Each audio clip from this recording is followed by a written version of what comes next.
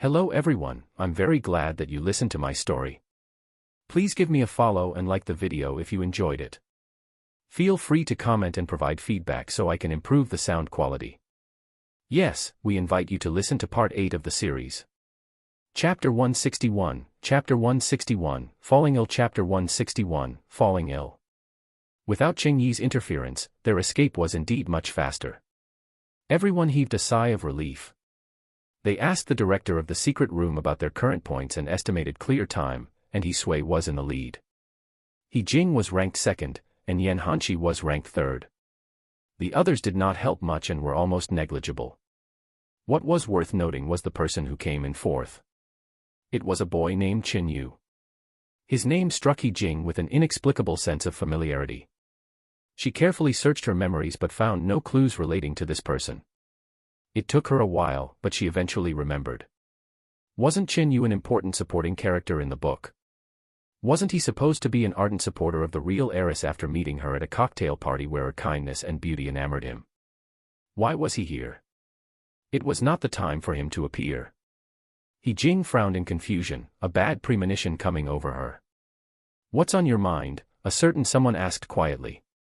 He Jing came back to her senses, shaking her head. In most novels, the general rule of thumb was that the female protagonist would have someone save her when she encountered a difficult situation. This Qin Yu was the top scorer of the previous college entrance examination. He was knowledgeable and outstanding. A secret room was nothing. It seemed that she might not be able to get first place. If Cheng Yi used Qin Yu's ability and stood out in the competition, wouldn't Yan Hanqi fall in love with Cheng Yi just like he did in the original plot? The mere thought irritated He Jing.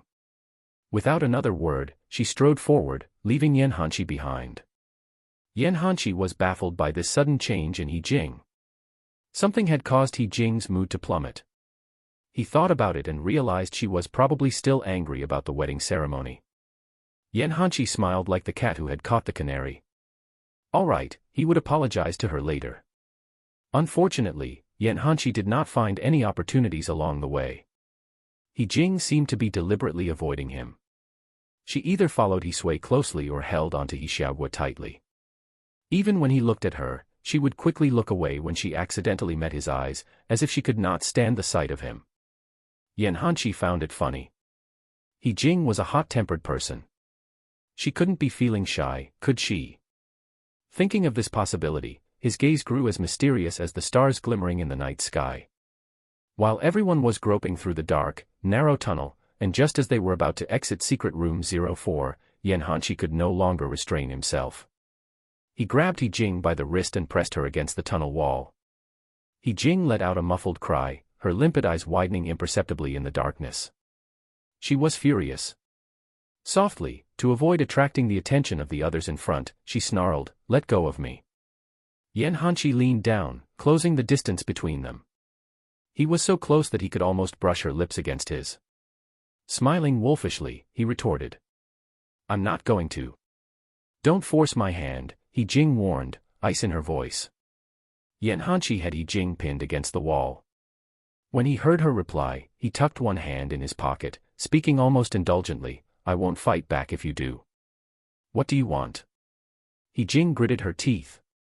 "Why are you angry with me?" Yan Hanqi asked.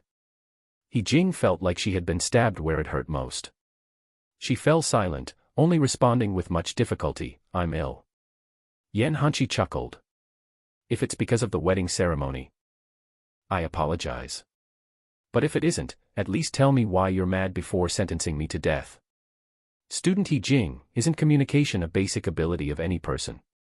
You're not an uncultured person, are you? Chapter 162, Chapter 162, Do you like me? Chapter 162, Do you like me? For the first time, He Jing chose to be unreasonable. "Yes, I am," she cried defiantly. Yan Hanqi's smile widened. His eyes sparkled like stars in the darkness. His gaze fell on her with the tender sweetness of honey. Completely unhurried, he said, "Do you believe I won't kiss you right here if you keep this up?"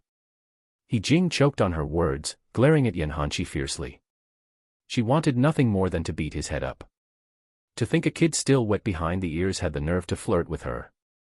Yan Hanshi quirked a brow, answering seriously, how about you give it a shot? You must find this situation very exciting. He Jing had to give in to him. She might be shameless, but she was still no match for Yan Hanshi. If he Sui exited the room and realized they had not followed, he would return looking for them. If he Sui bumped into them like this, it would probably start a bloody storm. That aside, He Jing would never allow someone else's husband-to-be to kiss her, it was unacceptable. Has anyone ever told you how greasy you sound? He Jing's heart was a calm lake with no ripples. Only clean and sunny boys are likable, she murmured, each word coming in short staccato. Yan Hanshi was startled. He was quick to learn and asked with great interest, oh. In your heart, what kind of boy is clean and sunny? He Jing smiled imperceptibly. A boy like that is shy when he meets girls, he doesn't make the first move. If I were to take the initiative to talk to him, he would blush. If I teased him, he'd run away flustered. In other words, a boy like that would retreat 3 feet away whenever he saw her. No, 3 feet, 300 feet away. Yan Hanshi fell silent. He now understood.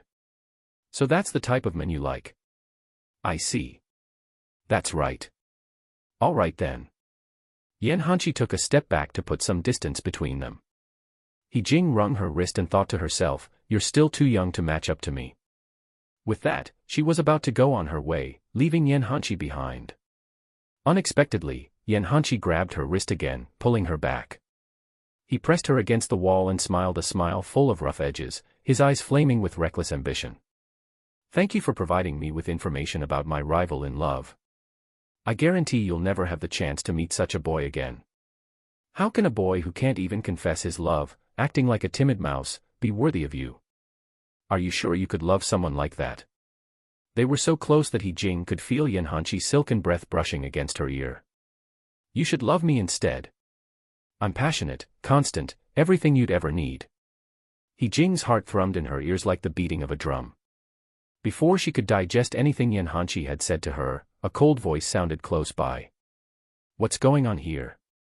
He Jing nearly jumped out of her skin, giving herself whiplash as she turned toward the voice. A tall, looming shadow stood a short distance away, emanating an arctic chill. Third brother. Yan Hanshi straightened his posture and answered. He did not seem embarrassed at all. It was as if he were discussing the weather with He Jing. He Jing was glad that He Zhou had come at the right time. Otherwise, she would have been teased endlessly by Yan Hanshi, that shameless flirt. He Sui and the others also returned. He Jing, they cried. He Jing made a prompt decision and said, Fourth brother, I'm here. It's dark here, let's talk outside. He Sui naturally did not object and went with her suggestion. Out of the dark room. He Jing finally saw the light again. They soon arrived outside secret room 5. No one spoke as they eyed one another, not even He Zhou, who brought up the rear. He Ning frowned and asked, Third brother, why are you back? Where's Xiao? Chapter 163, Chapter 163, What color do you like? Chapter 163, What color do you like? He Zhou's cold gaze on He Jing and Yan Hanshi dissipated. Expressionlessly, he said, I couldn't find her. The staff managing the secret room said she joined another team with a new entry ticket, so I went looking for her. He Sui asked, then how did you get in, third brother? Did you buy another ticket? There was someone at the entrance, too scared to enter. He gave me his ticket in exchange for all the points I got. He Jing understood. Cheng Yi must have already come in contact with Chen Yu. Although she did not know why the plot had become more and more ridiculous after she transmigrated, the entanglement between the female lead and the male supporting characters should not change. After all, He Ning still liked Cheng Yi. Only Yan Hanshi, who had the same status as Cheng Yi, had changed. He Ning had finished questioning He Zhou and was about to do the same for He Jing. However, when he turned to her, his lips moved, but no words came out. If a man and a woman were left alone in such a dark place, it was obvious that they would do something. He Jing noticed He Sui's flushed face and could not help but tilt her head questioningly. As if sensing the awkward atmosphere, she quickly said, I had some things to discuss with Yan Hanshi. Although dark inside, many surveillance cameras are stationed along the route, capturing what's going on live. Why don't we think of a way to conquer Secret Room 05? From here on, we'll need to work in pairs since that's the only number allowed for each group. That was true. The flush on Heisui's face faded, but he was still dissatisfied. If you have any questions, you can ask me. Why do you keep following that boy? Yan Hanshi chuckled softly but did not comment. Heizhou glared at him. He was furious. How could he not be after what he had seen? Having decided on a course of action, the group focused on clearing Secret Room 5. The director of the Chamber of Horrors had said that starting from Secret Room 05, the difficulty of all subsequent levels would see a sharp spike. To escape, they would have to change tactics. He Jing was paired with Yan Hanshi, He Sui with Shen Qiuyu, He Ning with Wu Yu, and He Yi with He Chen. He Yi and He Chen looked at each other and saw disgust and helplessness in each other's eyes. They would rather act alone than escape from the secret room together. Only Heizhou was left. I'll leave the most important part to you. Take good care of Xiaogua, He Ning said. Since Secret Room 05 only allowed groups of 2 to enter, He Xiaogua could not follow He Jing and Yan Hanshi. Heizhou was the closest to He Xiaogua, so he was the ideal choice to ensure nothing happened to their youngest sibling. Heizhou had no objections and waited by the side for He Xiaogua to appear. Let's go, He Jing said to Yan Hanshi. Everyone went their separate ways, entering different rooms. Secret Room 05 was special in that, though they could only form teams of 2, each team was still linked to the group as a whole. Each group had a chance to contact each other and pass on important clues to help their counterparts conquer the room. Those who could not escape would not have the chance to move on to Secret Room 06. To say they were all feeling pressure would be the understatement of the century. Fortunately, this secret chamber was not as challenging as He Jing had thought. After gathering all the clues, she contacted the others. He Jing mulled over the clues in deep thought. There were 4 of them, a pair of men's glasses, a watch, a girl's diary, and 2 of the 4 clues did not match. She was obviously looking at a pair of real and fake clues. The question was which was which. He Jing was silent for a time. She decided to ask Yan Hanshi for his opinion. Yan Hanshi was standing sideways with his back facing her. He was admiring the bloody paintings lining the walls. He may have looked indifferent, but the pink tinge to his ears gave him away. Was he trying to help her solve the riddle? He Jing frowned slightly and was about to question him when she realized something was off. She was holding onto a bra. Her face burned with embarrassment, and she quickly stuffed the bra back into the box, closing it with a bang. She did her best to feign calm, sneering. I didn't expect you to be so innocent. What happened to that shameless tease who tormented me just now? Haven't you been to the women's section in a department store? You might even need to help your girlfriend pick her bras. Yan Hanshi finally turned around. His eyes fell on the box. 3 seconds later, his eyes darted around. Leering, he asked in a particularly ambiguous manner. Oh. Then what color do you like? Chapter 164, Chapter 164, A Very Good Opponent. Chapter 164, A Very Good Opponent. He Jing unconsciously clenched her fist. A slasher's smile crossed her lips. Now, wouldn't you like to know? Ah. It was such a shame. It seemed he had no intention of pursuing the matter.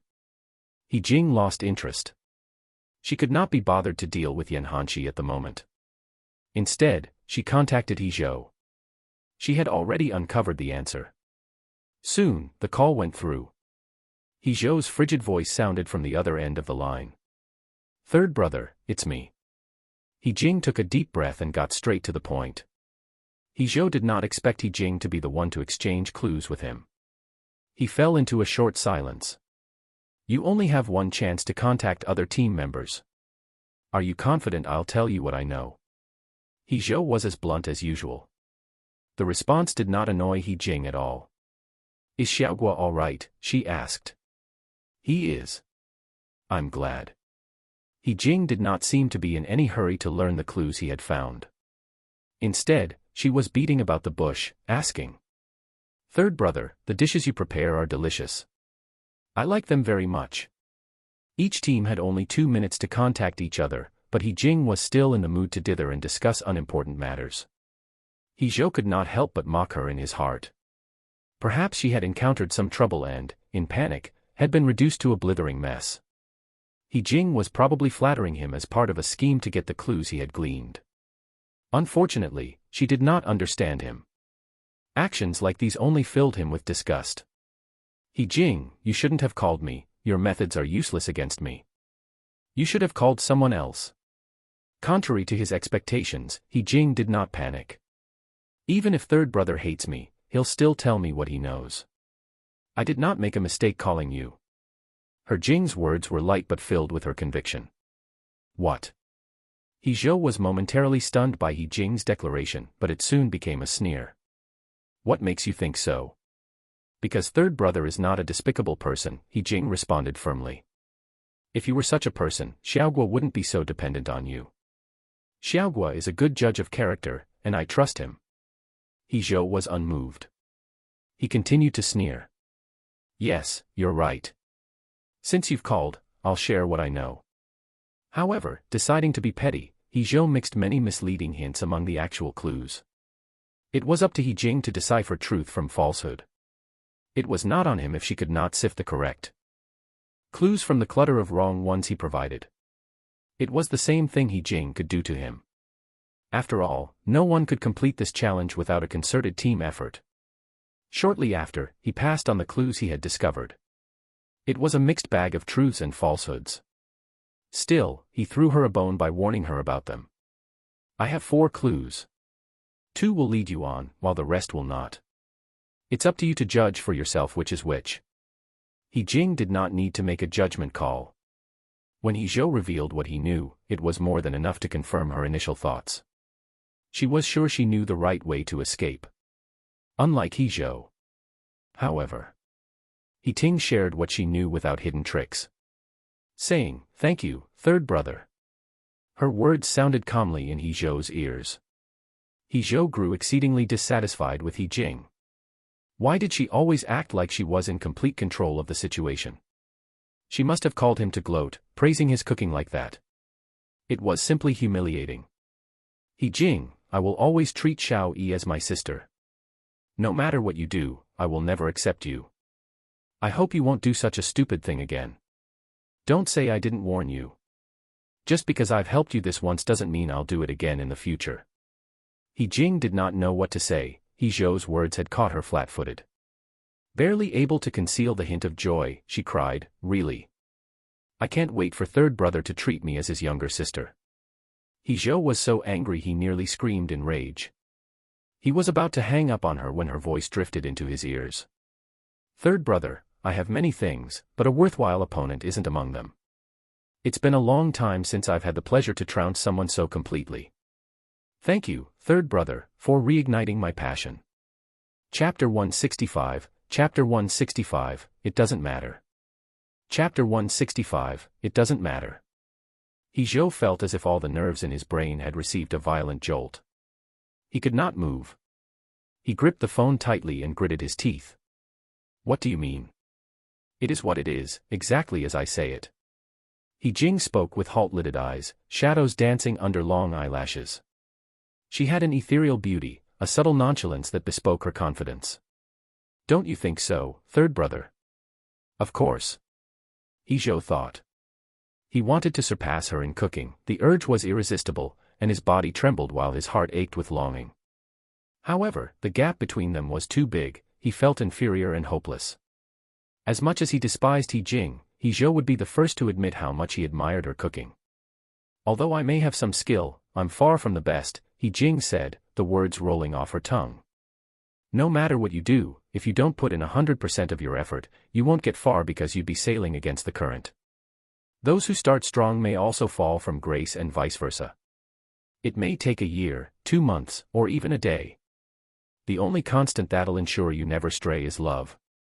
Now there's someone more passionate about cooking than me, his drive and zealous spirit of improvement are an invisible force weighing on me. I feel a great crisis looming over the horizon, it is something I can only overcome through sheer effort. As long as I live, as long as I'm motivated, one day, I'll become the greatest chef in the world. Isn't such a rival more inspiring than being a nominal brotherly figure? Why should I be bothered whether or not this brother loves me? It's completely unimportant. Heiress's pupils constricted, and he did not know what to say. So that was what she thought. It turned out that she was not as unflappable as she seemed. She feared others would surpass her, so she identified a worthy rival to motivate herself. He just so happened to be the rival she had chosen. Whether or not she recognized his ability was beside the point. She had already embarked on the right path towards self-improvement, becoming more and more outstanding. Meanwhile, he was still wallowing in despair, unwilling to believe he could be inferior to anyone. What a joke! Wasn't he the brother in He Jing's analogy? How could he have been so arrogant? Heiress had thought she had to gain his recognition before she could live in the He family when she could do so, whether or not he gave her his approval. The truth was clear, even if he didn't want to admit it. They had the same bloodline and right to live together as members of the He family. All right, I understand. Heiress closed his eyes, and the anger that had swelled up in his chest dissipated. It was replaced by a crazy desire to succeed. When he opened his eyes again, they had a dangerous gleam. He smiled slightly, returning to his gentle, almost refined posture. It was a pleasure talking to you. Let's wait and see who will become the best chef. He Jing giggled. That would be me. Third brother still has a long way off before being able to compete with me. Heiress hung up, setting his phone to busy mode. He had his whole life ahead of him. Those who were arrogant now might not get the last laugh. He Jing put away her phone. She met Yan Hanqi's eyes and said angrily, "Please use your brain. Don't waste your time here." Yan Hanqi found it funny and could not help but say, "You have a really interesting way of comforting people, it's unique." He Jing was speechless. Who said I was comforting anyone? Chapter 166, Chapter 166, Find Me Anytime. Chapter 166, Find Me Anytime. I heard it with both ears. Yan Hanqi smiled and said, "However, the lines seem a bit juvenile. I suggest improving them next time." She thought, boring. He Jing placed the clues in the designated location one by one. Then, she received the escape prompt and left the room. The two of them went to secret room 06 together. They were exceptionally silent. Though it wasn't suffocating, it wasn't exactly pleasant either. After a while, He Jing suddenly asked, "Is it really too juvenile?" Yan Hanqi couldn't help but laugh. "Just teasing you." Hell. She thought, bastard. After a while, Yan Hanqi suddenly spoke, "Your family relationship seems a bit bad." He Jing didn't deny this. After all, she felt terrible too. Yan Hanqi gradually stopped walking and turned to look at her. His eyes were full of seriousness and bright like fireworks. "If you're unhappy or want to leave that family, come and find me anytime." He Jing's eyelids twitched, and her heart skipped a beat for no reason. Then, she snorted and walked forward, ignoring him. Yan Hanqi wanted to pat her head to comfort her, but as soon as he pulled his hand out of his pocket, she was gone. He had no choice but to put his hand back into his pocket awkwardly. Secret Room 06 was still a two-player escape room with multiple escape routes. He Ning, He Sui, and the others hadn't come out yet, and it wasn't known how long it would take for them to successfully escape. In order to complete all the rooms before dark, He Jing decided not to wait for them and explore Secret Room 06 first. However, 4 two-player teams were required to activate the game. He Jing could only join the game with 3 other unfamiliar teams. The other 3 temporary teams had yet to clear the other secret rooms because the flow of people was too high. The other secret rooms had to queue up. These 3 teams were all couples without exception. One of them was particularly good-looking. They had red hair and tattoos. There was almost no intact skin on their exposed arms. One look and they could tell that they were from society. He Jing looked at their brooches, numbers 48 and 49. Number 48 was a man with an afro. His eyes had never left her since she appeared. Strangely, number 49, a woman with a wavy hairstyle, wasn't jealous.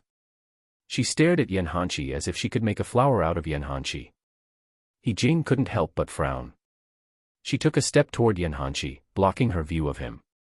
This gaze was clearly the gaze of a prey. She was already in her 30s, yet she still wanted to pursue younger individuals. Yan Hanshi hit He Jing behind his back. His narrow phoenix eyes revealed a cold sharpness as he locked eyes with the Afroman. Finally, the Afroman shifted his gaze away from He Jing and sneered disdainfully. It was obvious that he was looking down on her. The woman with wavy hair looked at Yan Hanshi for a long time, but Yan Hanshi didn't even look at her. She felt rejected and her heart was sour. She held the hand of the Afro and said sweetly, "My dear, you have to work hard when we enter the secret room later. We must get first place. We can't let others beat us." As she spoke, she glanced at He Jing, her meaning obvious. The Afroman grinned and revealed his white teeth. "Of course. I've never failed an escape room before." Then, the two of them entered the secret room. He Jing was speechless. The male lead's face really attracted attention everywhere. Even when they played in a secret room together, she would be envied. "Wear a mask next time you go out and cover that face of yours." Yan Hanshi followed her closely. He walked into the secret room lazily. He said in a leisurely tone, "I'll wear it if you wear it. We'll cover it together." Chapter 167, Chapter 167, I have the answer. Chapter 167, I have the answer. She thought, how could he be calculative about this? Forget it. He Jing dismissed the idea of making him wear a mask. As the male lead, if he could hide his brilliance by covering his face, he wouldn't have to be the male lead. They entered Secret Room 06 and arrived at a relatively empty hall. At a glance, they saw the other three teams were there and knew that there was a prerequisite mission for Secret Room 06. The prerequisite missions could be skipped, and completing them wouldn't add many points, but it would earn them a souvenir, a pair of long-legged monkey dolls. The girls and the three couples were all very interested in the dolls, so they decided to stay and try them out. He Jing wasn't interested in dolls and didn't want to waste time here. So she said to Yan Hanshi, "Let's go." Yan Hanshi thought He Jing would be moved. Seeing that she didn't even blink, he raised his eyebrows and respected her decision. When the red-haired couple saw this, they immediately mocked them and said, "You're not even 18 yet, and you dare to bring your girlfriend to such a dangerous place. You can't let your girlfriend be in the limelight even if you're here. Little brat, I think you should break up quickly and stop wasting the beautiful girl's time." "Brother Ji, don't say that. It's good for boys to be courageous, but it's not good for girls to fall in love at such a young age. Girls should have self-respect and self-love. Don't hang out with your boyfriend without studying hard." The other two couples started to watch the show.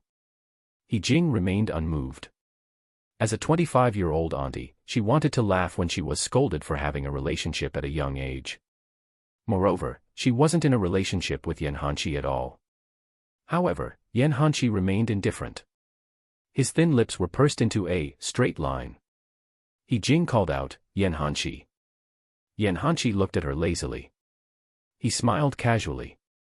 "Merit student. How about giving me a chance to show off?" He Jing frowned and fell silent for a moment. Then, she turned around. "Fine." Yan Hanshi patted her head gently. "Good girl." He Jing looked at the couple again, her eyes filled with coldness. No matter how charming Yan Hanshi was, he was still a teenager and not experienced. However, there was nothing wrong with this. Young people should have youthful vigor. He Jing would never let others suppress her nature and hold her temper. One had to be happy, dazzling, and arrogant. Seeing Yan Hanshi stay behind, the Afro smiled contemptuously. He was really afraid that Yan Hanshi would be a coward and leave. Since he was overestimating himself, I would completely defeat him and let him know the difference between them, he thought. Soon, the staff announced the mission, which was to escape from this hall. Escape from this hall? The wavy-haired woman was stunned. There was only one table and 6 chairs in this hall. There was nothing. How could they escape? Moreover, the door of the hall was locked. There was only a small window on the 4 walls that was open for ventilation, not big enough to stick a head out. The Afroman walked to the table and chairs without thinking. He deliberately raised his voice and snorted. "The only things in the hall must be clues. As long as we find the pattern of the tables and chairs, we can escape from here." The other two groups also felt that it made sense and went forward one after another. Only He Jing and Yan Hanshi stayed in place. They observed the layout of their surroundings and then smiled at each other. Is there a perfect secret room in this world? Then how can we leave the secret room without opening the door or window? Almost in unison. He Jing said, I have the answer. Yan Hanshi smiled. I have an answer too. Chapter 168, Chapter 168, Trash. Chapter 168, Trash. 15 minutes had passed, but the afro still hadn't escaped. Moreover, his temper seemed to be getting more and more irritable. The afro thought, what the hell? The tables and chairs were just ordinary tables and chairs. There were no clues at all. Not to mention marks, there weren't even scratches. They were just ordinary existences and ordinary arrangements. It was as if they were simply provided for them to sit and think. He couldn't help but kick the chair twice. The director of the secret room immediately said through the walkie-talkie, please don't damage the props. The afro barely managed to stop. Then, he looked at He Jing and Yan Hanshi, his eyes as cold as poisonous snakes. Don't think that just because I can't get out, you can. Yan Hanshi smiled. His laughter was like a catalyst, making the afro even more furious. He wanted to teach him a lesson directly. There were already couples who wanted to give up. All of them were full of complaints. It's set so difficult. Why don't we give up? Anyway, there are no points, and the dolls aren't worth much. The boyfriends who were forced to show off their intelligence wiped the sweat off their foreheads and decisively agreed to give up. This secret room only had this table and these chairs as a breakthrough point. In the end, they couldn't even find any clues in these tables and chairs. Their path was blocked. The merchants were cunning. Perhaps they didn't want to give the dolls to them at all, but dash. They couldn't help but look at Yan Hanshi and He Jing. The two of them were like freaks, terrifyingly calm. Not only did they not come close when they were looking for clues, but they were also not flustered at all now. Could it be that they had already found a way to escape? The afro thought the same. He couldn't help but say, kid, if you have the ability, then walk out of here. Otherwise, don't King laugh at me like that. Yan Hanshi raised his eyebrows in amusement. I'll wait until you all give up. I don't want the fruits of victory to be shared with others. The afro was so angry that his face turned ashen. Who wants to share with you? Aren't they just two broken dolls? Yan Hanshi said lazily, who knows? So, how long do you plan to drag this out? The afro gritted his teeth. Don't be too smug. Give me another 10 minutes. I'll escape successfully. All right, I'll wait for you. Then, Yan Hanshi continued to chat with He Jing. They didn't care about what others thought of them at all and continued to talk about topics aimlessly. Occasionally, He Jing would be teased until she hit him angrily. They looked like a couple publicly displaying affection. It was simply showing off their affection in public. The wavy-haired woman watched with envy and said to the afro, why don't we use this chance to ask for help? Each person had a total of 3 chances to ask for help. They could receive an important hint, and it would be gone after they used it. The afro denied, no. Secret Room 06 hadn't even started yet. It was just a prerequisite, and he had already used the chance to ask for help. Wouldn't that be even more embarrassing? The wavy-haired woman coquettishly said, but we can't just stay here. We're here to have fun, not to survive. So what if we can't clear the later stages? Do you want to be suppressed by an underage brat? That made sense. The afro made up his mind and used up a chance to ask for help. The director of the secret room gave a hint. Ground. The afro immediately crouched down and searched the floor of the entire hall to see if there were any marks. 10 minutes later, the afro gave up completely. He then looked at Yan Hanshi and said unwillingly, fine. I forfeit. I want to see how you are going to escape. Yan Hanshi raised his eyebrows and walked to the head of the table. There are no clues here. You drop the idea forever. Yan Hanshi bent down and lifted a tile. A tunnel appeared in front of everyone. Chapter 169, Chapter 169, it's your turn. Chapter 169, it's your turn. The afro thought, F***ck. Almost instantly, the afro wanted to curse. No wonder he couldn't find the exit even after receiving the hint. He thought, this F***king. It can actually be like this. The other couples were all amazed. But how did they know? Everyone saw the same thing, so why was Yanhanchi able to think of things they didn't expect and find the exit accurately? Had Yanhanchi already played it once? No wonder he stayed after being provoked. Did he do it on purpose? The wavy-haired woman thought the same. She asked with an ugly expression. Did you secretly ask the director for help? Yanhanchi didn't want to talk to her, not even a word. He turned around with a smile. Merit student, it's your turn. Jing was expressionless. She thought, what was wrong with him? Did he think I was a recorder?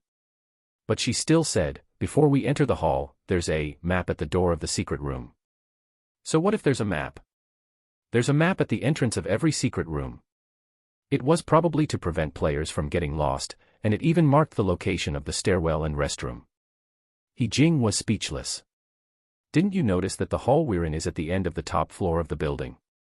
If you want to play the game, you have to go to the rooms below. In order not to hinder the continuity of the game, of course, they designed such an interesting segment. Even if you choose to skip this mission, you'll still go down from here. The wavy-haired woman was shocked. She thought, did the map have such an effect? However, even if they guessed that the key to escaping from this hall involved using the tunnel, there were so many tiles in the hall. All of them were identical. How could they know which one it was? Jing saw through her thoughts at a glance. She was almost about to cry from her stupidity. It's a game that only 4 double pairs can play. There are only 6 chairs placed. Isn't this hint obvious enough? The chairs are distributed on both sides of the table, with 3 on each side. The 2 missing chairs are, of course, one at the main seat and one at the end of the table. The end of the table faces the door. When you guys came over, you likely stepped on it. Discovering that there was a hollow space underneath, only the empty main seat would be checked by at most one person. The sound of stepping on the hollow brick will also be covered by the sound of others moving the chairs, so it becomes hidden. What if no one moves the chair, and someone goes to the main seat to look for clues? Then the dolls would be given to you. Is the doll very valuable? Jing said nonchalantly. The wavy-haired woman was speechless. That was true. This was a small mission without any points. How difficult could it be? But ironically, they were all stumped like fools. They were all humans, but why was there such a huge difference? Yanhanchi praised, Merit student, you're very eloquent. Jing rolled her eyes and said coldly, I'm not your commentator. Don't call me next time. Yanhanchi's thin lips curved up. Only you can have such telepathy with me. Jing choked. She felt that she had been teased. She glared at him and jumped down from the tunnel. After jumping down, there was a slope 2 steps away. They had to squat to advance. Soon, they arrived at the main battlefield of Secret Room 06. Just as Yanhanchi was about to enter the room with Jing, the wavy-haired woman suddenly called out, completely ignoring Jing. She said in a sweet voice, handsome boy, little girls are very boring. They like to act and make trouble. Team up with me, and I'll spoil you. Then, she puffed out her ample chest. 9. Chapter 170, Chapter 170, it's actually very big. Chapter 170, it's actually very big. Jing was thoroughly amused. Fortunately, she wasn't Yanhanchi's girlfriend or had any feelings for him. Otherwise, she would be disgusted by the scene in front of her. Jing even had the mood to joke and teased him with a laugh, she seems to be right. Yanhanchi, do you want to consider it? Yanhanchi glanced at her. Was she happy that he was being accosted?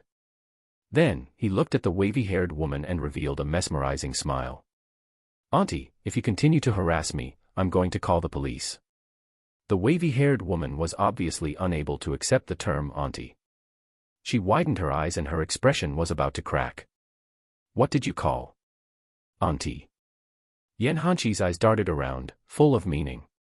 Don't you know that the fine lines at the corner of your eyes are so deep that they could kill a fly? The wavy-haired woman's pretty face instantly turned ugly. She said angrily, I'm only 27 years old. Are you blind? Yan Hanshi was neither angry nor annoyed. He still smiled. Then I'm really sorry.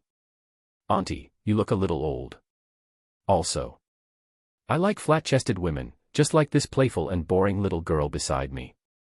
He Jing couldn't help it and stepped on his foot. The wavy-haired woman was so angry that her chest was heaving up and down. She stomped her foot and turned around to enter a secret room. He Jing ignored Yan Hanshi and entered a secret room. Yan Hanshi quickly followed. I'm sorry. I said something inappropriate. Your chest is actually very big. He Jing's eyebrows twitched fiercely. She resisted the urge to beat him to death on the spot and squeezed out 2 words. Shut up. Yan Hanshi fell silent instantly. Secret Room 06 was relatively difficult, and it took He Jing and Yan Hanshi an hour to escape.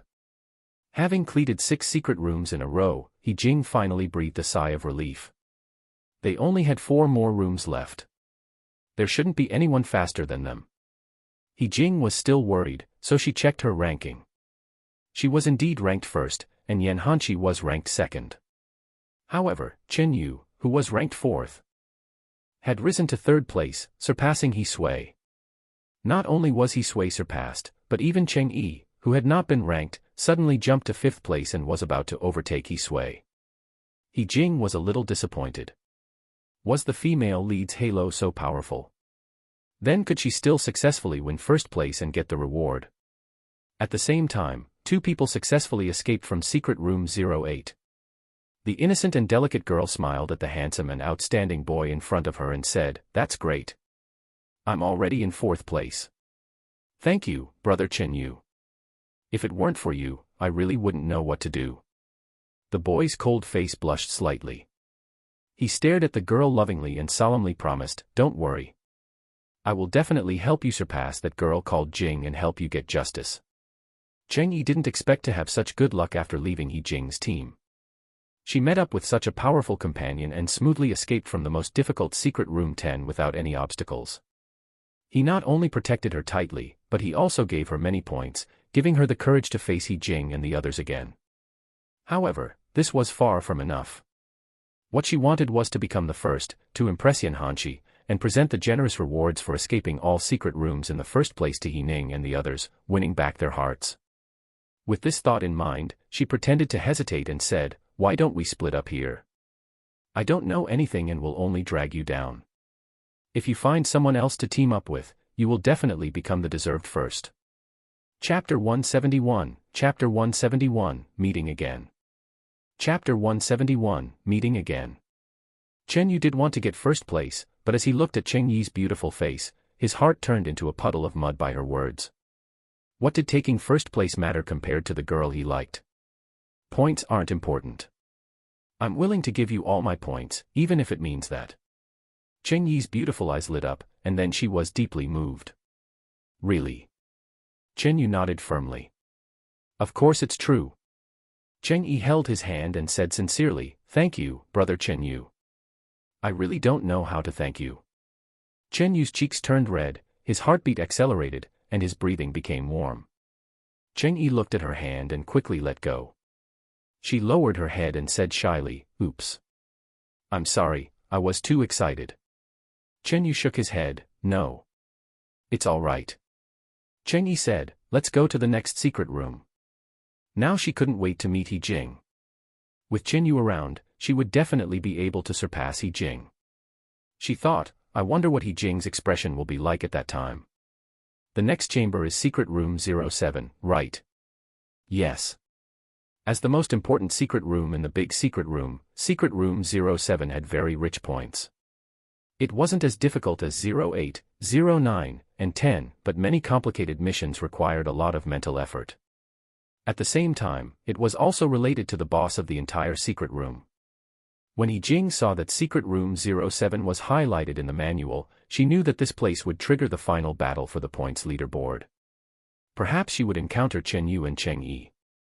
However, when she really saw Chen Yu and Cheng Yi at the entrance of Secret Room 07, she couldn't help but feel stifled. Then, she glared at Yan Hanshi beside her. This troublemaker was the cause of all the wars. Cheng Yi also saw He Jing and Yan Hanshi. She didn't expect that the opportunity to turn the tables and slap her face would come so quickly. With Qingyu by her side, she no longer felt the shame and inferiority complex she had before. She confidently went up to greet them. "Student Yan, Student He Jing, what a coincidence." Qingyu frowned and glanced at He Jing. Was this the He Jing that Qingyi had mentioned, who was jealous of her popularity and conspired with others to kick her out of the team? She actually looked quite beautiful and she didn't seem like that kind of person. However, he still believed Qingyi's words more. After all, one could never know a person's heart by their appearance. Qingyi had been with him for so long, and her kindness was evident. She couldn't possibly deceive him. He Jing also looked at Qingyu. He had thick eyebrows and big eyes. He wasn't as handsome as she had imagined. No wonder the real heiress in the original novel wasn't interested in him no matter what. Compared to the godlike Yan Hanqi and the extraordinarily handsome He Ning, he was indeed a little inferior. However, with just one glance, she was certain that this was her formidable opponent. Secret Room 07 also had a prerequisite mission, not rewarding any dolls but offering a chance to make an initial guess about the boss who designed all the secret rooms. Whether it was right or wrong didn't affect the final result. In short, it was a very good opportunity to find out about the boss. Other than the two groups, there were 3 other groups with a total of 10 people participating. Qingyi said with a smile, "Student He Jing, I'm 4th. He Jing had no expression. "Congratulations." Seeing that she was calm, Qingyi couldn't help feeling annoyed. She pretended to be so calm, but who knew how angry she was? Thinking of this, Qingyi became excited again. "Student He Jing, I'll strive to surpass you. I hope you won't mind when the time comes." He Jing replied, "Yeah, whatever." Anyway, things were going according to the rules of the novel, so she just lay flat. As long as she wasn't cannon fodder, anything was fine. Qingyi gritted her teeth and decided to change her position. She turned to Yan Hanqi and said in a soft voice, "Student Yan, I will prove my strength to you." Yan Hanqi glanced at her and chuckled. "Don't worry, with me around, you won't get first place." Chapter 172, Poker Cards. Chapter 172, Poker Cards. After saying that, he said softly to He Jing, "Let's go." He Jing glanced at Qingyi's unwilling expression, found it somewhat amusing, and followed him into the secret room. Qingyi clenched her fists, and the jealousy and resentment in her eyes surged even more. After a while, she suppressed this malicious intent and turned to Qingyu with a gentle smile. "Brother Qingyu, let's go in too." Qingyu withdrew his gaze that had involuntarily followed He Jing and silently went in with her. Secret Room 07 was a themed around futuristic science fiction secret room. There were sophisticated instruments everywhere. However, 90% of the instruments were props and couldn't be moved. Only 10% could be picked up and played with, but they seemed to serve no purpose. The 10 people, divided into 5 teams, came to an empty room. The room was completely dark, and a beam of light descended from the sky, illuminating a transparent display cabinet. The cabinet was locked, and there was a soft cloth bag inside. On the cloth bag was a small chip about the size of a thumb. It was obvious that this was the focus of their research for this escape. It looked so difficult. Some players couldn't help but sigh. The entire room gave off a feeling that it wasn't suitable for those with insufficient intelligence. Qingyi tugged at Qinyu's sleeve, pretended to be nervous, and asked, "Brother Qingyu, can we solve the puzzle smoothly?" Qingyu said, "It's fine, it won't be very difficult. Don't be afraid with me around." Qingyi felt relieved and said sweetly, "Then Brother Qingyu, you can do it." Qingyu immediately walked up to the display cabinet and saw that the lock of the display case was a 4-digit smart password lock. It was impossible to try it out with each digit one by one. So, they had to figure out a way to crack the password. As he thought about it, he couldn't help but look at He Jing. He had heard from Qingyi that He Jing was very capable and had become the leader of the team with her developed intellect. He thought, where would she start? However, He Jing had no intention of cracking the password. She walked around the room until Yan Hanqi picked up a poker card from the ground. He said gently, "Come and take a look." He Jing quickly walked towards Yan Hanqi. Yan Hanqi held an ace of spades in his hand. It was just like any other poker card, nothing special. In addition, there was a pile of poker cards scattered on the ground, in complete disorder. Before He Jing could say anything, Cheng Yi exclaimed with excitement, preemptively saying, "Looks like the password has something to do with these poker cards. We can look for clues on the poker cards." The other players were speechless. They thought, wasn't this nonsense? Chen Yu also felt that this statement was a bit redundant. He frowned and ordered, "Xiao Yi, take a flashlight and shine it on the ground. See if there are any other poker cards on the ground." Cheng Yi quickly did as she was told. The entire floor of the room was covered with poker cards. There were at least a few thousand of them. He Jing supported her chin and fell into deep thought. After a while, she looked up and asked, "Do you know how to play poker?" Yan Hanshi tossed the poker card held between his fingers aside. His thin lips curved slightly and he smiled. "Me. I don't drink or smoke, nor do I dabble in prostitution, gambling, and drugs. I'm a good youth in all aspects." He Jing was speechless. "I didn't ask you to introduce yourself." Moreover, it wasn't a good thing to say that he didn't know how to gamble at this time. Yan Hanshi straightforwardly said, "No." He Jing was speechless again. She thought, forget it. Let's look for other clues. It wasn't enough to rely on poker cards alone. Yan Hanshi suddenly grabbed her arm and pulled them closer to each other. He lowered his head and said slowly, "I don't know how to play poker, but I still understand poker knowledge. Do you want to hear it?" Chapter 173, Chapter 173, Being Hypocritical Again. Chapter 173, Being Hypocritical Again. He Jing was speechless. "I don't want to." Yan Hanshi was speechless. He thought, not cooperating at all. He smiled helplessly. "I really lost to you. Let me just say it." He Jing raised her eyebrows and gestured for him to hurry up. Yan Hanshi then said, "In the beginning, every country had different poker cards. Italy had 78 cards per deck, Germany had 32 cards per deck, Spain had 40 cards per deck, and France had 52 cards per deck. Later, Westerners standardized the contents of poker according to the calendar in astronomy, so the international poker set 52 cards, with 4 suits, from ace to king. The 4 suits of poker cards represented the 4 seasons.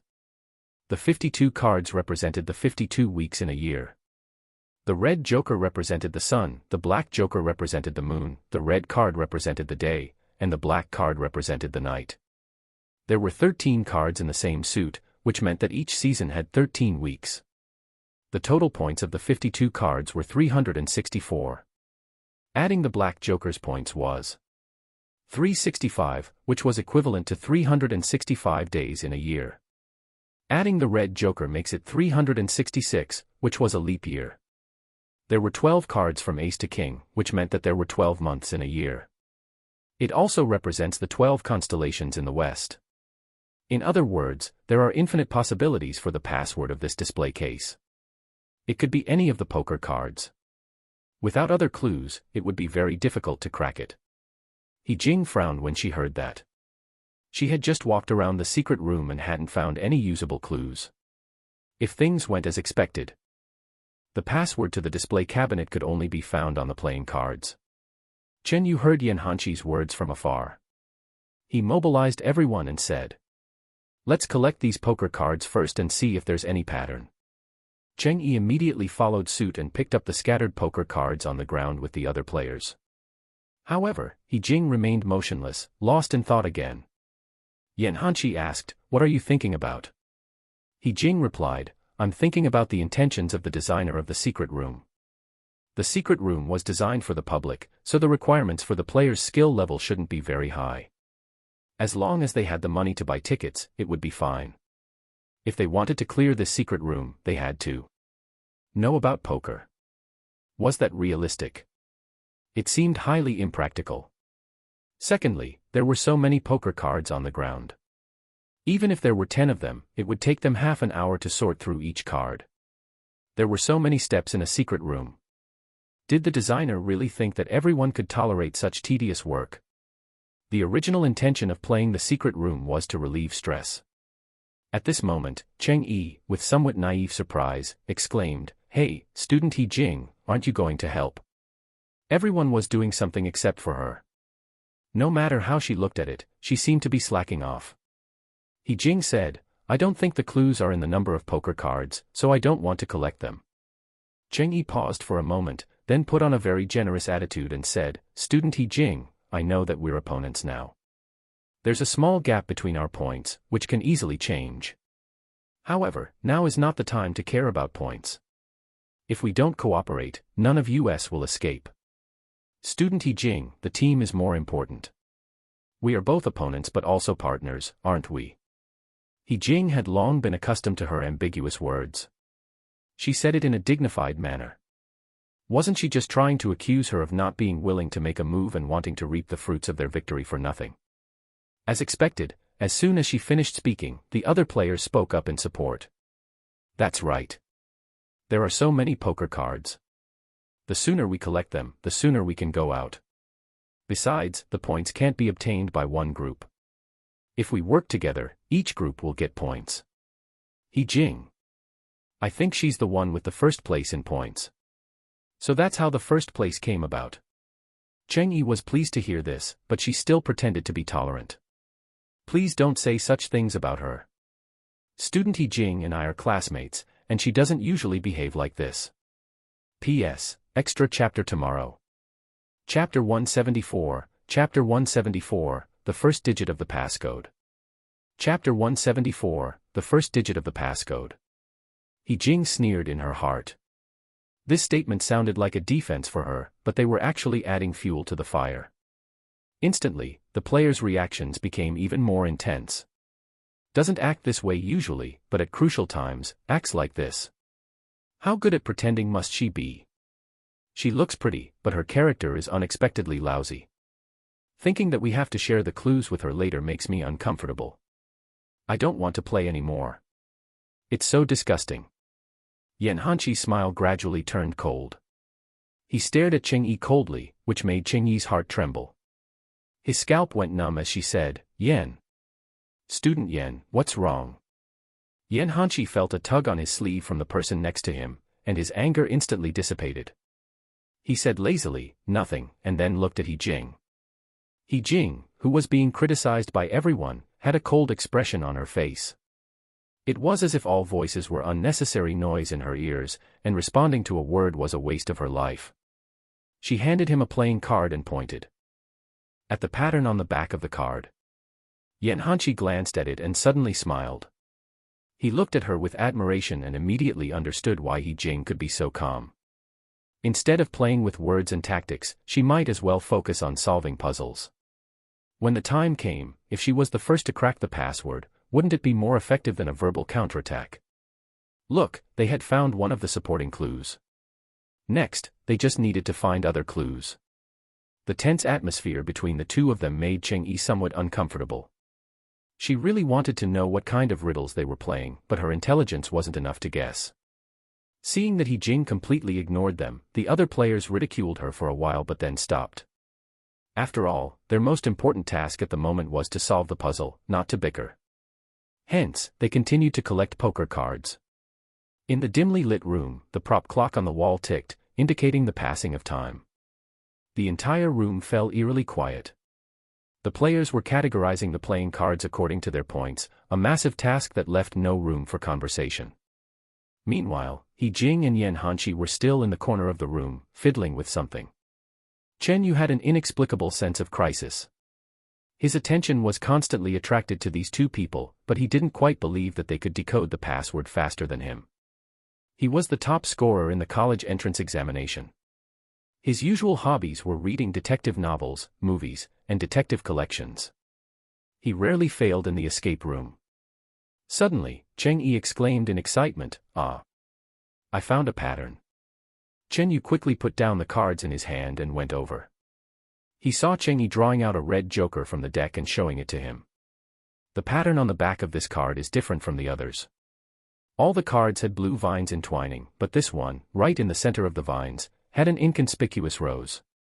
As expected, collecting poker cards to find patterns wasn't wrong. Chen Yu finally understood a bit and smiled, saying, "This is the first digit of the password." Cheng Yi was both excited and puzzled. She couldn't help but ask, "Why?" Chen Yu explained, the name of this secret room is The Advent of Doomsday. The story is about General Saul betraying his country and leading the people of other planets to occupy his own planet. On that day, the roses that represented hope and life in the king's palace burned overnight.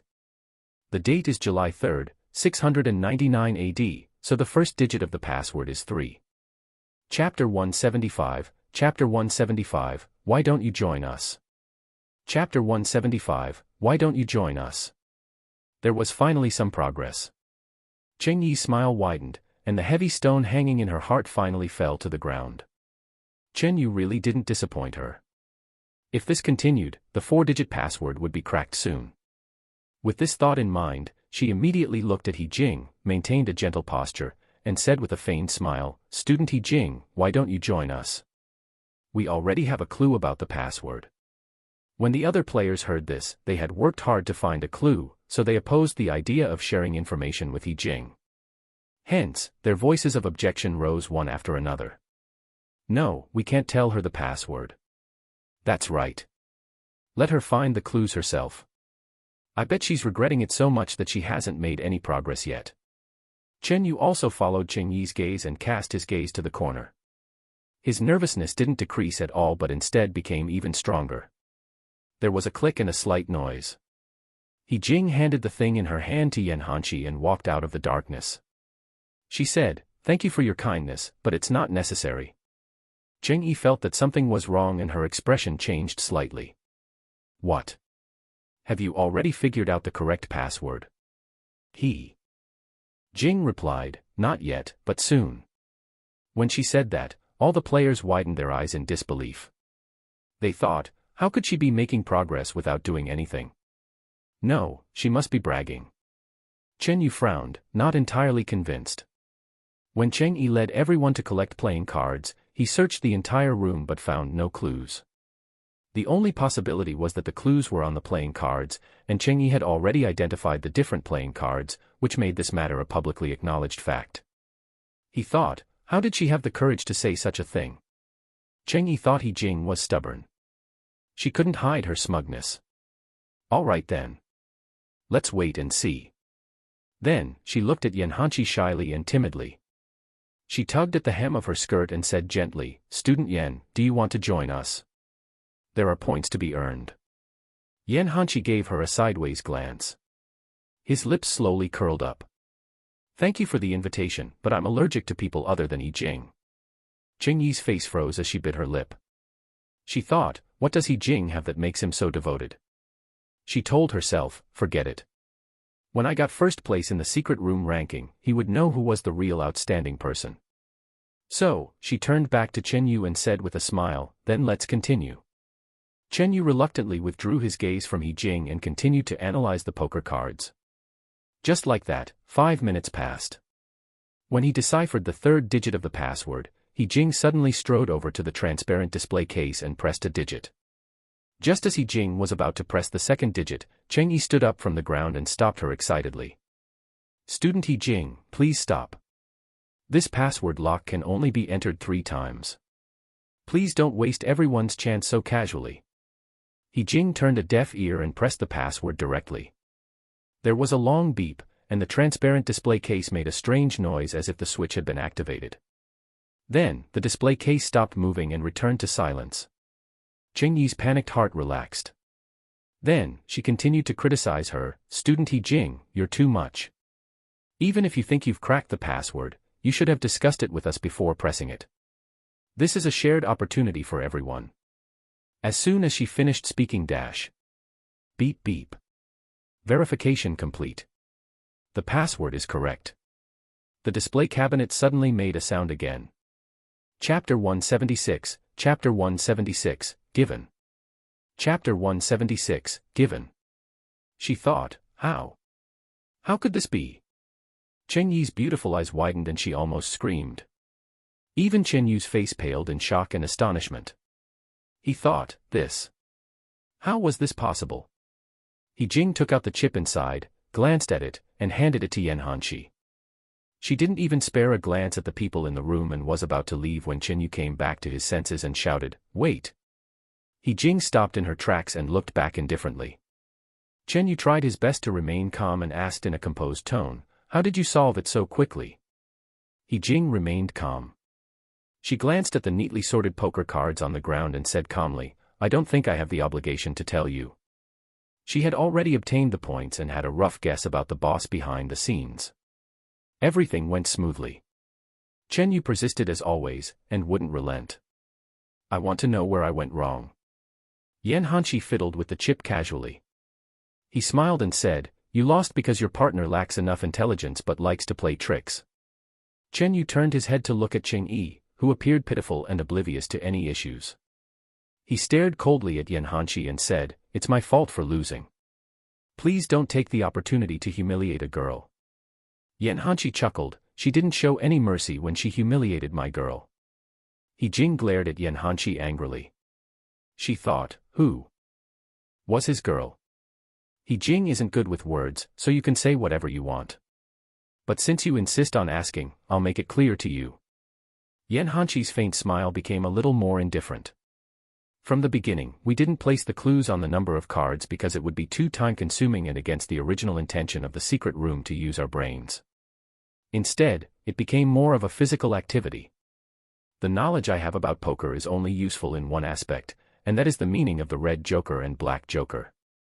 The red joker and black joker represent the sun and the moon respectively, which matches the two planets in the background story. The background story specifically mentions the roses in General Saul's hometown were in full bloom, where only daylight exists. On the planet General Saul surrendered to, there are no plants, only nighttime. Therefore, the clue to this display case belonging to General Saul's hometown should be sought on the red joker. But in fact, even without knowledge of poker, you can decipher this clue. He Jingyu added calmly, there are 52 cards in a deck, and the most special ones are the red and black jokers. To cater to the majority of players' experience, the secret room designer wouldn't make the puzzle too profound. In general, the first digit of the password is given. They thought, They had painstakingly arranged the poker cards for so long, seeking the answers they desperately wanted, and in He Jing's eyes, it was just given. The other players were dumbfounded. If it was given, why did they bother organizing the poker cards for so long? At this thought, they suddenly remembered that they seemed to have done it involuntarily when Cheng Yi called them. They didn't even ask for a specific reason. Then, they even joined Cheng Yi in criticizing He Jing for not helping. This. They thought, how foolish. The more they thought about it, the more absurd it seemed. He Jing already had the correct solution, and knew that organizing playing cards was useless, so why should she waste her time with them in doing useless work? If Cheng Yi hadn't led them astray and accused He Jing might have reminded them. When they thought of this, they suddenly realized what kind of manipulative trap they had fallen into. Chapter 177, 3129. Chapter 177, 3129. Cheng Yi's complexion looked terrible. She suddenly received everyone's angry and condemning stares and couldn't say a word. Chen Yu understood. He relied too much on the clues themselves, making it difficult to break free from fixed thinking and unnecessarily complicated things. On the other hand, He Jing could see through the essence by looking beyond appearances, effortlessly grasping the clues. This was the difference between them. There was no need to ask any more. He Jing, being so intelligent, would naturally decrypt the password faster than him. However, he couldn't control himself and continued to ask, "How did you get the second and third digits of the password?" He Jing glanced at Yan Hanshi, who smiled and said, "The second digit is deduced based on the first digit because there is a formula in this story. When General Saul left his planet, the roses hadn't blossomed yet. When he returned, the roses covered the entire palace. The blooming period of roses is from April to September.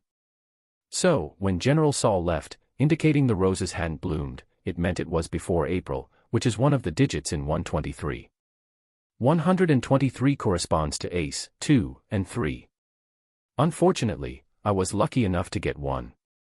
It was the one he had taken the moment he stepped into the secret room. Ace of spades. Therefore, the password for the second digit was a, yes, that's right. Chen Yu said dejectedly. He also solved the second digit of the password within 3 minutes. The third digit of the password has another formula, which is how long it took General Saul to conquer his homeland. The answer is 2. Yan Hanshi said unhurriedly, General Sol only took 2 hours to conquer his original planet. What about the 4th digit? Chen Yu immediately pursued, how did you find the clue for the 4th digit? Other than the first digit of the password, he had taken a detour. He had solved the 2nd and 3rd digits in the fastest time possible, but he couldn't find any clues about the 4th digit.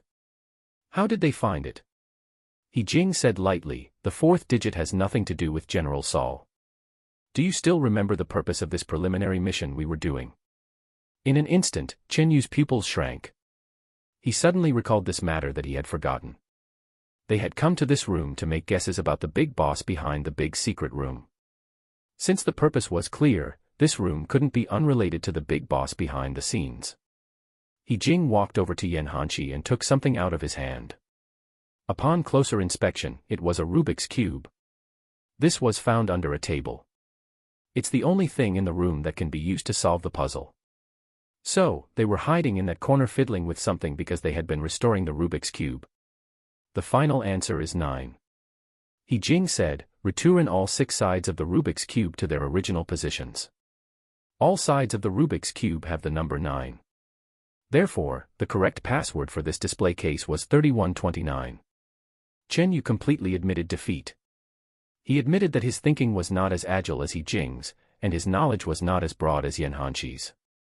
He Jing was like a detective who calmly hunted down the murderer, and Yan Hanshi was her best assistant.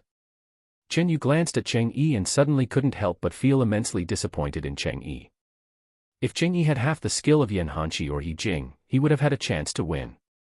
Unfortunately, it was useless to say anything now. Chapter 178, Chapter 178, It's Better Not to Contend. Chapter 178, It's Better Not to Contend. When Secret Room 07's mission was successfully completed, He Jing walked out of the secret room. She still couldn't believe that she had actually surpassed Chen Yu and overshadowed Cheng Yi's protagonist halo. All of this was thanks to. He Jing couldn't help but steal a glance at Yan Hanshi. If it weren't for him, she definitely wouldn't have gotten the highest score in Secret Room 07. As expected of the male lead. Only his protagonist halo could compete with Cheng Yi's protagonist halo. Yan Hanshi caught this glance. His thin lips curved slightly. His magnetic voice was like a cello, how is it? Am I qualified as a partner? I didn't hold you back, did I? He Jing made a vague sound, muttering, barely qualified. Yan Hanshi laughed. His black eyes sparkled like stars. Cheng Yi had escaped from Secret Room 07 less than 2 minutes after He Jing. When she came out, she witnessed this scene. She followed behind Chen Yu, enduring the cold violence that Chen Yu had used to play the entire Secret Room 07 without saying a word to her. She was embarrassed and humiliated. She tightened her grip on the hem of her skirt until it was messy and wrinkled. She was barely able to bear all this, but as soon as she came out, she saw He Jing and Yan Hanshi sharing a deep, affectionate look, their atmosphere ambiguous and warm, and she almost broke down. She thought, why? Why did He Jing get Yan Hanshi's favor? If Yan Hanshi liked me, everything wouldn't be like this. Clearly, she had a premonition that Yan Hanshi would like her. What went wrong? Chen Yu said, I don't plan to play with the rest of the secret chambers, let's part ways here. Cheng Yi was quickly pulled back to her thoughts. When she heard this, her face turned pale again. Tears welled up in her eyes and was about to fall. But Chen Yu, without a shred of sympathy, didn't even look at her and walked away. Cheng Yi felt wronged and desperate. She called out, Brother Chen Yu. Chen Yu stopped and turned around. Before Cheng Yi could rejoice, Chen Yu said coldly, actually, I thought about it carefully. What you said in the secret room was indeed problematic. He Jing clearly said that she didn't think collecting poker cards was the key to solving the puzzle, but you deliberately misinterpreted her and led everyone to attack her. I think what you said to me before was also to gain my sympathy and use me as a pawn, so you deliberately fabricated or distorted the facts, right? Cheng Yi anxiously wanted to explain, no, Brother Chen Yu, Chen Yu interrupted, I didn't expect that a college entrance exam top scorer like me would be treated like a fool. You're really capable. I hope we won't meet again in the future. After saying this, he strode away without hesitation. After a while, his figure disappeared. Cheng Yi was completely dumbfounded. After a long time, she finally came back to her senses and bit her lip angrily. She thought, wasn't it just embarrassment after losing? What was so great about it? She wouldn't be interested in a man who couldn't even defeat He Jing. Cheng Yi snorted and couldn't calm down for a long time. Ever since she had fought with He Jing, she hadn't won a single time. This couldn't go on, and it was time to change her strategy. Cheng Yi stood there for a long time before a hint of a smile appeared. The secret room lasted until 4 o'clock in the afternoon. The sun had already shifted to the west, casting an orange glow. When He Jing came out of the secret room, He Ning and the others were already waiting at the entrance. They had actually played for 8 hours. As soon as they saw her, He Sui quickly approached and asked with sparkling eyes, "He Jing, how do you feel?" Chapter 179, Chapter 179, Selling Sister for Glory. Chapter 179, Selling Sister for Glory. It's fine. If nothing unexpected happened, she should be first.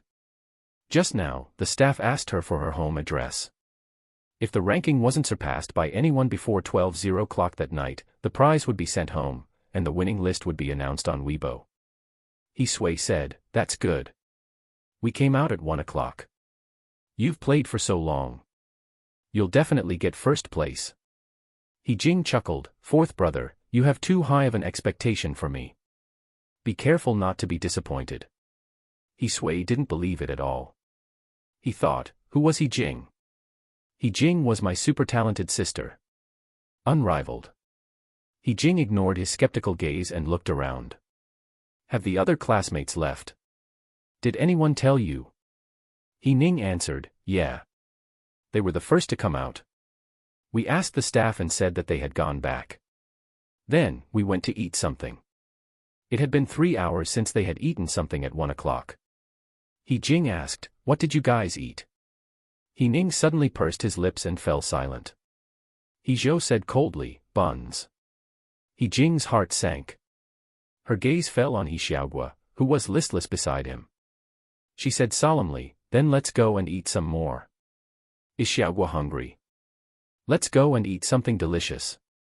He Xiaogua was about to say that he was hungry when he looked up at He Zhou's expression and shook his head timidly. Not hungry.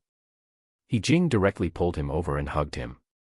She patted his head and said, "Xiaogua, let's go eat some snacks, okay?" He Qin said hesitantly, "Sister He Jing, why don't we go home and eat?" He Jing smiled. "It's okay, sixth brother. It's just this once. It won't cost a lot. We've been playing all day. I don't think anyone has the energy to cook." That might be the case, but there were 8 of them now. Even if each person only ate 10 renminbi, it would still cost 80 renminbi. This was the family's expenses for a week. At this moment, Yan Hanqi said with a smile, "Brothers, do me a favor and come to my restaurant. It's nearby. He Jing and I are desk mates and we often help each other. Usually, He Jing helps me more. I don't know how to thank her." They thought, this. They hesitated and looked at each other. However, He Sui's handsome face darkened. He grabbed He Jing's hand and wanted to take her away. He looked like he couldn't be pulled back by 9 bulls. He said, "Let's go back and eat. I'll cook." Don't think he doesn't know what Yan Hanqi was thinking. He just wanted to take the opportunity to court his sister. He thought, dream on. He would never let He Jing owe him a favor. He Ning also said, "It's only right for classmates to help each other. Let's go back and eat. Thank you for your kindness." He Zhou couldn't stand the way they were protecting He Jing, as if He Jing and Yan Hanqi had nothing to do with each other. He put on a fake smile and said, "This student has a good relationship with He Jing. It's ungrateful not to accept his kindness. I suggest we listen to him." He Sui was furious. Who couldn't hear the sarcasm in his voice? He said angrily, "He Zhou, that's enough. Are you going to sell your sister for glory just for a meal?" He Jing's lips twitched. "Fourth brother, that's not how you use the idiom, selling sister for glory." A cold smile appeared in He Zhou's eyes. Selling sister for glory isn't an idiom. Yan Hanqi didn't mind how awkward the situation was. He smiled without changing his expression. Third brother is right. I suggest we listen to him. At this moment, the others could no longer deny it. He Zhou raised his head. If they continued to argue, it would only make them a laughingstock. He Sui was still furious. He would definitely not eat a single bite of Yan Hanqi's food later. He Jing silently thanked Yan Hanqi, but Yan Hanqi turned a blind eye and walked away. In less than 5 minutes, they arrived at the restaurant that Yan Hanqi had mentioned. It was an entire building that rose from the ground in a sparsely populated area. It was so luxurious that it looked like it was built here for people to admire. Some people would believe that it was a museum, but it was indeed a restaurant. It was very magnificent and there were 2 welcoming hostesses at the door. He Jing only took a glance and felt a slight headache. Looking back, the He family brothers didn't move at all. They stood there like wooden figures. He Xiaogua grabbed He Jing's sleeve and blinked his big, watery eyes. His eyes were filled with inferiority and timidity. He said, "Sister, can we eat somewhere else? P.S. I can't be inferior to the pigs in the production team, so I'll update 6 chapters tomorrow." Chapter 180, Self-Abased. Chapter 180, Self-Abased. He Jing seemed as if her throat had been strangled by a ghost, surrounded by a silent stillness. Children from poor families always had a peculiar kind of self-esteem due to their hardships.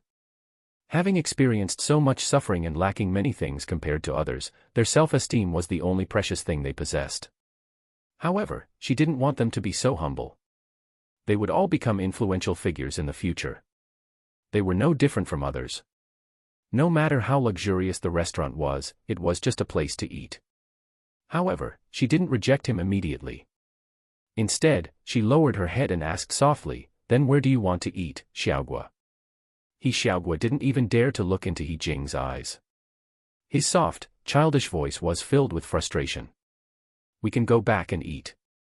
Mommy said that we can't enter such places. If we do, we'll be chased out. I don't want to be chased out." He Jing felt as if a million needles were silently pricking her heart. She felt a bit suffocated and turned around to see He Ning, He Sui, and the others with their heads lowered. They tried their best to pretend that they didn't care, yet their eyes were filled with murky emotions. If she hadn't experienced such dire poverty personally, she probably wouldn't have understood why they reacted like this. But now she knew that the few words in the original novel were the representation of their countless dark days. Success in many years to come wouldn't change the current time of hardships as small as dust particles. Only they themselves knew how much courage they needed to walk through this harsh winter. "Xiaogua, no one will chase you away. I'm here. No need to be so humble anymore." Yan Hanqi suddenly lifted He Xiaogua up and smiled slowly. "Xiaogua, the steamed glutinous rice cakes here are delicious." He Xiaogua stared at Yan Hanqi in a daze, with a hint of infatuation in his eyes. "Do you know that even in such restaurants, the dishes are made from carrots that cost 5 yuan per caddy and cabbages that cost 6 yuan per caddy? Even if it doesn't look like a place to eat, it's still a place to eat. When you open the menu, if you find it expensive, you can leave at any time." Yan Hanqi said gently, "They won't dare to neglect you either because the complaint hotline is written on the wall. You can call them at any time. Shall we go in and take a look?" He Xiaogua was so conflicted that he frowned. He turned around to look at He Ning and the others, but there was silence for a long time. Yan Hanqi also turned to look at them. His tone was casual and natural. "Brothers, don't worry. This restaurant was built in the suburbs and wasn't intended to be profitable. It was specially built for developers who come here for business. It only provides simple meals. The cost of eating a meal won't exceed 200 yuan. They thought, 200 yuan. Who would believe that? He Sui widened his eyes. "Are you trying to trick us into joining the pirate ship? Let me tell you, if you want us to owe you a meal and then want to sign some contract with my sister to make her pay the debt, we won't agree." He Jing, He Ning, He Yi, and He Chen were speechless. Yan Hanqi's smile instantly widened. "What fourth brother said seems to have given me a new idea." He Sui didn't seem to notice anything. He said gruffly, "Anyway, if you have any bad intentions, drop the ideas now." He Jing was both embarrassed and awkward. She couldn't help but step forward to stop him. Fourth brother, please stop. Certainly, some strange page must have popped up on his computer and contaminated him. Otherwise, why would he say such a thing? Heizhou suddenly said disdainfully, that's enough. It's just a meal. What's there to consider? Hurry up and finish our meal, then go home. Chapter 181, Chapter 181, Forgetting Someone. Chapter 181, Forgetting Someone. It was just a meal, but it was full of landmines. Jing used to be a proper young lady. They could not embarrass her. As to whether they owed her a favor, that could wait until after the meal. Heizhou stepped into the restaurant ahead of them. The others looked at each other and followed closely behind. They were led into the restaurant by the manager after a short bow. The tense atmosphere finally dissipated, and Jing felt that the haze in her heart had been swept away. She deliberately lagged behind the others and said to Yan Hanqi, "Thank you." Yan Hanqi just smiled and did not say anything. He poked her head with his finger and walked in with Yi Xiaogua. Jing stood behind them. She felt that the two seemed to get along well for some reason. No, it must be an illusion. Yan Hanqi was not Yi Xiaogua's brother. The manager was informed when they entered the restaurant and immediately rushed to receive them. The way the manager treated Yan Hanqi was closer to what one would expect from a parent for their child. Yan Hanqi found him an eyesore, however, and sent him away. The waiter handed the menu to him, and he passed it to Jing. Jing followed suit, passing the menu to Heizhou, sitting opposite her. Heizhou smiled coldly at her gesture, but he did not refuse it. He took the menu and ordered more than 10 dishes without blinking. Since Yan Hanqi was so rich, he wouldn't mind if they ate a little more. Anyway, he liked Jing, didn't he? As for whether Jing's image in Yan Hanqi's heart would plummet was none of his business. Ning saw through Heizhou's thoughts at a glance and called him out for it, clear displeasure in his tone. It's all right, Yan Hanqi smiled. As if fearing he would be outdone, Yan Hanqi called for a waiter again and ordered another 10 dishes without batting an eye. I don't usually get a chance to treat you, he said. You must try it, I insist. If you like the food here, I'll have them issue you a gold card.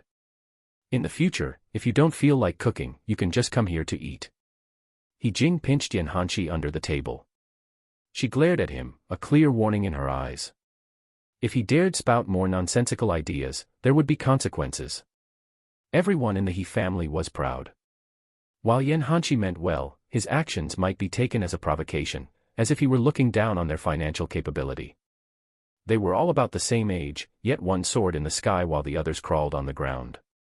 How could they take the insult lying down? Yan Hanqi glanced at her helplessly as if to say, it was your third brother who bullied you first. Jing's face turned red, and she fidgeted in her seat. Naturally, Heizhou did not take it well. He was so angry that he was close to leaving without eating anything, but he stopped him with a tug of his sleeve. That's right, where's Xiao-yi? Sui asked, somewhat confused. Why haven't I seen her in a while? Everyone's expressions changed drastically. Where was Cheng-yi? How could they have forgotten about her? You guys should go ahead. I'll go look for her. Ning stood up, volunteering almost immediately. Heizhou laughed coldly. I thought you knew Xiao-yi had returned and did not mention anything. It turns out you completely forgot about her. You don't seem to treat Xiao-yi as our sister anymore. Sui felt like slapping himself. He and his big mouth. If he had known something like this would happen, he would have kept his discovery to himself. He was just asking for trouble. I was too excited and got careless, Ning refuted. When did Xiao-yi go back?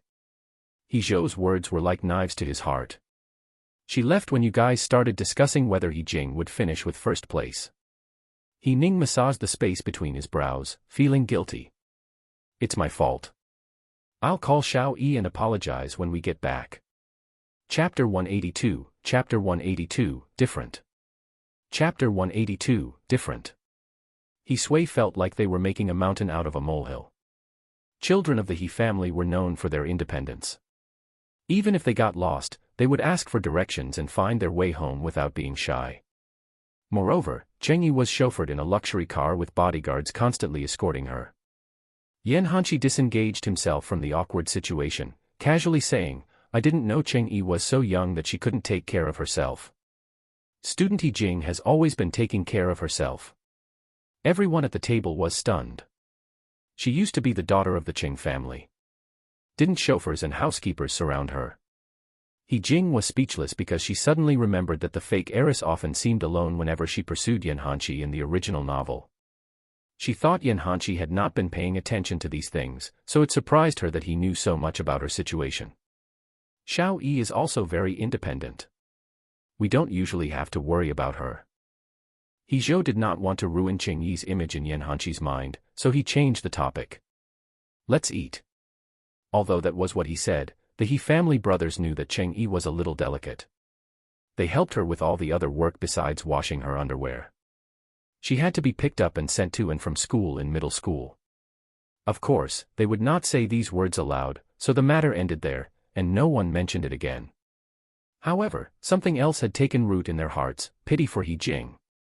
They had thought He Jing had gone through life with a silver spoon in her mouth. How much of what they knew about her was true? The person they now knew was one tempered by solitude with no one to rely on. Although she was once known as a rich young lady, it was only one side of the coin, and they had not noticed her loneliness. Yan Hanqi's words hung in the air. No one was in the mood to eat. Halfway through, Yan Hanqi asked the chef to explain how he had managed to prepare the food, and the atmosphere improved. He Sui took advantage of everyone's attention being diverted to stuff 2 meatballs into his mouth. He Jing noticed the tension between He Yi and He Chen. Concerned, she asked, "What's wrong with 5th brother and 6th brother?" He Yi refused to even look at He Chen. "We had a disagreement in one of the secret rooms. It's fine. Things will return to normal in a bit," Chen answered truthfully. They were already on bad terms with each other. What was a little more bad blood between them? He Jing found it funny and could not help but tease him. "Although 5th brother and 6th brother look alike, you two sure are different." He Yi looked up. He Chen felt like a stone had been thrown into the still waters of his heart, causing endless ripples to form across the surface. However, he did not let it show and feigned calm. "Why does Sister He Jing say so? 5th brother is calmer. If I had to describe him, he would be a rock. 6th brother is more carefree in speech and temperament, almost like the wind that flies upon open skies. He's also gentler. I would be surprised if either the wind or rock could resonate with each other." He Jing paused before adding, "That's just what I think, it's my opinion. 5th brother and 6th brother, don't take it to heart." He Yi and He Chen fell silent and looked at each other upon hearing He Jing's description of them. For some reason, He Yi's pent-up anger dissipated. He uttered a word of affirmation and said, "Yes. Is it that obvious?" He Chen touched his face. If it was so obvious, why was He Jing the only one who noticed it? He Jing nodded. "It's quite obvious. People would have easily told you apart if it weren't for how closely you resembled each other. No one would think you were the same person." "We're not the same person," He Yi said calmly. "Indeed." He Chen smiled. No wonder she prepared different gifts for them. She did not treat the two of them as one individual but as two people, each with distinct identities. Chapter 183, Chapter 183, Not Living Up to Expectations and Hating It. Chapter 183, Not Living Up to Expectations and Hating It. It was the happiest day of their lives. They had had enough of others evaluating them together, giving them the same gifts, mistaking them for each other. It was never He Yi or He Chen, it was always them. They had so many male siblings, and more often than not, they were all lumped together. They only had a sense of themselves when they were alone. Ironically, the only way to stand out was to be together. It was awful. It seemed they were right. He Jing, this new sister of theirs, was special. Compared to Cheng Yi, she was much better.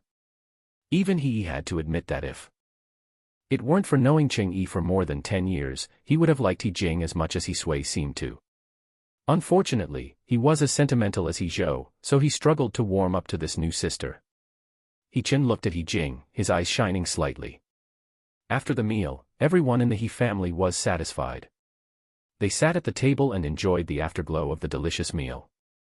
He Sui wiped his mouth with a tissue.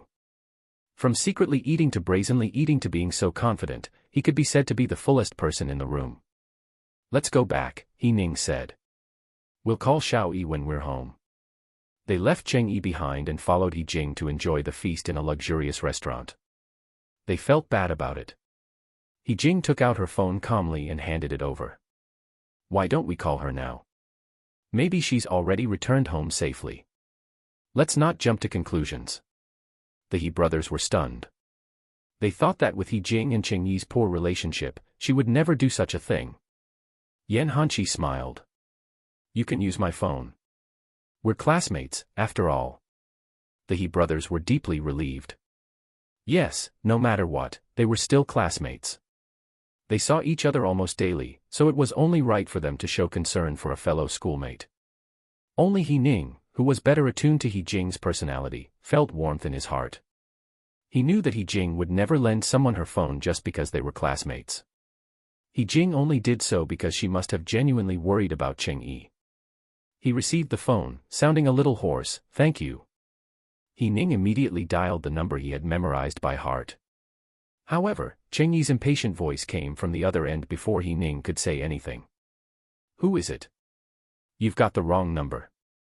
Don't call me again and disturb my sleep. The cold, busy tone continued to echo. Cheng Yi had hung up in a hurry. He Ning held the phone in his hand, sighing in relief. The sudden flux of his emotions took him a while to calm down. There's nothing to worry about, Xiao Yi is fine. She's already home sleeping, he said, letting his words sink in for the others. He Sui rolled his eyes. He felt that he had worried for nothing. Of course, Xiao Yi is fine. She is chauffeured in a luxury car and surrounded by bodyguards. Why wouldn't she be fine? How can you say that? What if? He Zhou growled, furious. He Zhou had not thought this would happen. He had thought Cheng Yi would seize the opportunity to act the part of a maiden in distress, winning back the hearts of her heartless brothers. That did not happen. However, it was too late to say anything now. He Yi saw that He Zhou was on the verge of exploding. He quickly stopped his sibling, saying, no matter what, we should apologize to Xiao Yi the next time we see her. It's our fault for losing her. He Sui had no way to refute him. He let out a low ah and stopped talking. He Zhou thought coldly, if He Jing got lost, would they still be like this? They would probably be so anxious that they would rush out to find her. There was a huge difference. Chapter 184, Chapter 184, The Prize. Chapter 184, The Prize.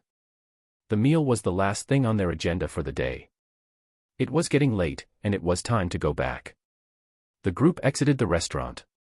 They would take a bus home. Before they got on the bus, He Jing held the door and looked at Yan Hanqi, who had his hands in his pocket and a slight smile on his lips.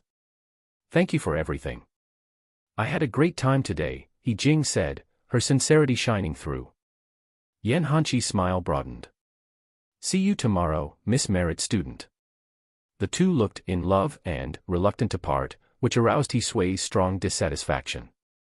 He came over and covered He Jing's face with his palm. He said in a rough voice, you're not allowed to look anymore. Let's go. The door blocked their line of sight. He Jing was grateful to Yan Hanqi. He had given her the tickets, chartered the bus, and treated her to a meal. She did not know how to return the favor. Forget it. She would leave that for the future. Meanwhile, she had to think of a way to appease He Sui, who was clearly jealous. The next day, the prize for the secret room was delivered to her home early in the morning. It was a brand new washing machine. She opened the huge cardboard box and was greeted by the smell of paper pulp patting the sides of the box, keeping the washing machine safe. It was a beautiful washing machine nobody in the He family had ever seen before. Every inch seemed to glow. The He family used to have a washing machine, but it has been scrapped recently. It was only He Yuan who usually used it. It was not a very energy-efficient device, so it used a lot of electricity to function. Everyone else washed their clothes by hand, even in midwinter. The present washing machine was from a well-known brand, and its quality was excellent. The battery-saving label on it was simply incomparable to their last washing machine. This was awesome. What a great washing machine. He Sui's eyes lit up, and he pounced on the device to get a better look. He Ning frowned and reprimanded him without any heat in his words. Stay away. You'll break it. He Sui reluctantly let go, rubbing his hands together. They were all boys and perspired a lot. It was not unusual for their socks to stink and their clothes to smell. No one relished doing housework, least of all the laundry. He Ning, their resident neat freak, was often left with the dirty laundry, and he would wash all their clothes at once to save time. He never could stand it when his siblings left their dirty clothes everywhere. Of course, they reined themselves in after the He family moved. Nowadays, they would put all their dirty laundry, especially their socks, in a proper hamper. No, He Ning said coldly. You can't throw your socks in there. They had to consider He Jing. She had won this washing machine and should be the first to use it. He Sui followed He Ning's gaze and understood the words left unsaid. His mouth snapped shut, and he stopped talking. He Jing smiled. Don't worry, second brother. You'll get a chance to wash your clothes too. I'll keep mine separate from everyone else's. We still need to buy the detergent. Meanwhile, I shall clean the washing machine before we start using it. If that was the case, then there was no problem. He Ning looked at He Yi, He Chen, and the others, waiting for their opinions. He Yi said, I'm fine with it. Then it's decided. He Sui's eyes lit up as he tried to finalize the decision. Soon, a schedule was drawn up. To save water, they could not wash their clothes separately. They would wash their clothes together, while He Jing had a separate load. They calculated how much water they would need and realized that using a washing machine was more economical. The washing machine's capacity was enough to accommodate all of them, and this would not change much since the clothes they wore in summer were thin and light. With the washing machine, they no longer had to wash clothes themselves or shunt the work to anyone else. They could even save on water that could be used for a nice bath instead. He Sui wanted to pick He Jing up and give her a twirl. He sighed from the bottom of his heart. He Jing was their lucky star. Ever since He Jing had rejoined the family, their quality of life had improved by leaps and bounds. He Jing smiled. Fourth brother, don't get too excited. This is only the beginning. You're right. He Sui nodded heavily. Part 8 of the series ends here. Thank you for watching and listening. If you find it interesting, please give us a like, a comment and a subscription so that we have the motivation to make the next videos.